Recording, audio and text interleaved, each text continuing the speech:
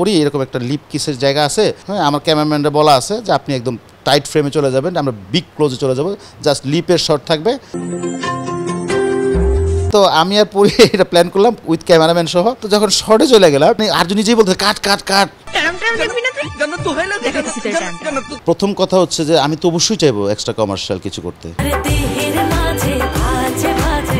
ওই দিন নায়ক আরজুর একটা ইন্টারভিউ করছিলাম। হ্যাঁ, তো আরজু বলতেছিল যে এই পরিমণির সঙ্গে তার একটা বাসরঘরের সিন ছিল, যেটা সে আগে থেকে প্রস্তুত ছিল না, সে জানতো না যে আসলে কি হবে।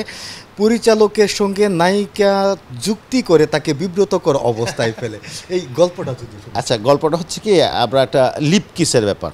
হ্যাঁ, তা আরজু আমার খুব ঘনিষ্ঠ বন্ধু মানুষ, আমি জানি ও একটু বিব্রত বোধ করবে, লজ্জা। ওকে যদি আগেই বলি যে লিপ কিসের একটা বিষয় আছে, তাহলে ও বিব্রত করবে। মানে সিকোয়েন্সটা শুরু করার ওর অ্যাক্টিংয়ের সিকোয়েন্স, গানের ঠিক আগের সিকোয়েন্সটা।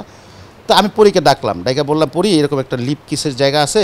লিপ কিস মানে যতটা কাছাকাছি যাওয়া যায়, শালীনভাবে যতটা কাছাকাছি যাওয়া যায় তুই অতক্ষণ যেতে থাকবি। হ্যাঁ, আমার ক্যামেরাম্যানরা বলা আছে যে আপনি একদম টাইট ফ্রেমে চলে যাবেন, আমরা বিগ ক্লোজে চলে যাব, জাস্ট লিপের শট থাকবে। হ্যাঁ, ওই সময় পরীকে বলছে যে পরি এইটাও কিন্তু শর্ট হবে। তা আর্য সেটা যায় না, আর্য জানলে কিন্তু ও তো একটু ইয়ের টাইপ লোক, একটু মানে বিব্রত বোধ করে, লজ্জা পায়। তো আমি আর পরি এটা প্ল্যান করলাম উইথ ক্যামেরাম্যান সহ। তো যখন শর্টে চলে গেলাম, তো সম্ভবত ওদের লিপ টু লিপ লেগেই গেছিল। তো আর্য তো ওখানে আর্য নিজেই বলতে কাট কাট কাট, আমার বলতেছিল দোস্ত ভুলে গেছে না, ভুল না, এটি শর্ট। এটা ও আগে জানলে বিব্রত বোধ করতো। হ্যাঁ, যে কারণে আমি আগেই চেষ্টা করছি, আমরা প্ল্যানিং করে ওকে দাঁড়া করে দিছি। আর্যর জায়গায় অন্য কোনো হিরো হলে খুশি হইতো, পরির একটা লিপ কিস এই করবো। কিন্তু আর্যর ক্যারেক্টারটা আমি জানতাম বলেই আমরা ওইভাবে প্ল্যানিং করে করছিলাম। ওইটা একটা মজার দৃশ্য ছিল এই আর কি। প্রথম কথা হচ্ছে যে আমি তো অবশ্যই চাইবো এক্সট্রা কমার্শিয়াল কিছু করতে। আমার বাণিজ্যিক ছবি, আমি তো চাইবো এখানে কমার্স থাকবে। মানুষ তো বাস্তবে ঘরে যেভাবে বউর সাথে বসে ভাত খায়, সিনেমাতেও যায় যদি ওইভাবেই ভাত খায়, তাতে মানুষ সিনেমা দেখতে যাবে না, বলবে তাহলে ঘরেই তো দেখে আসে। ওখানে আমরা একটু এক্সট্রা কিছু করতে হয়, extra acting, extra body language, extra delivery, এটা আমরা দিতে হয়। তো ট্যারাম ট্যারাম গানটা আমার প্রথম সিনেমা শুরুই হচ্ছিল যে একটা ছেলে বন্ধুবান্ধব মিলে টাস খেলে।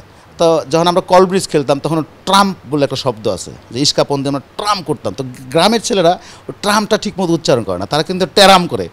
তাই আমি ভাবলাম যেহেতু সিকোয়েন্সটা শুরু হয়েছে ট্যারাম দিয়ে, ট্যারাম করে মানে হিরো জিতে গেল। তো স্বাভাবিক আমি চিন্তা করছিলাম যে আমার গল্পে একটা ট্যারাম ট্যারাম দিয়ে একটা গান দরকার হয়।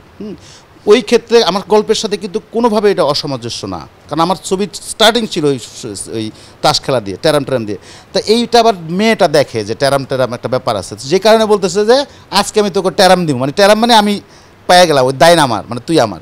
স্বাভাবিক গল্পের সাথে ওইটা করছি, এবং সিনেমা যেহেতু স্বাভাবিক চেষ্টা করছি এই গানটা আমার ছবিতে যে 6টা গান ছিল, 6টা গানই একেবারে মানে মেলোডিয়াস টাইপ, একেবারে মানে সো কমার্শিয়াল না। তো এই গানটাতে আমি চেষ্টা করছি যাতে একটা মানুষজন বলতে না পারে যে ওই রকম ভরপুর। যেহেতু আমি নাটক থেকে আসছি, সিনেমাতে একটা দুর্নাম আছে, নাটকের ডাইরেক্টর এসে টেলিফিল্ম বানায়, হ্যাঁ, নাটকের মতো সিনেমা বানায়। তো স্বাভাবিকভাবে চাইছি যে না, একটু আমাদের আগের যারা কমার্শিয়াল একটু গান টান করছে, আমি চেষ্টা করছি ওই গানটাতে একটু কমার্স রাখতে, যাতে বলতে না পারে যে নাটক থেকে আইসা বোদ্ধা হয়েছে বা আতেল আসছে, এরকম না বলার কারণে আমি ওটা চেষ্টা করছি একটু এক্সট্রা অর্ডিনারি কিছু দিতে, এক্সট্রা কমার্স করতে, এই আর কি, আর কিছু না।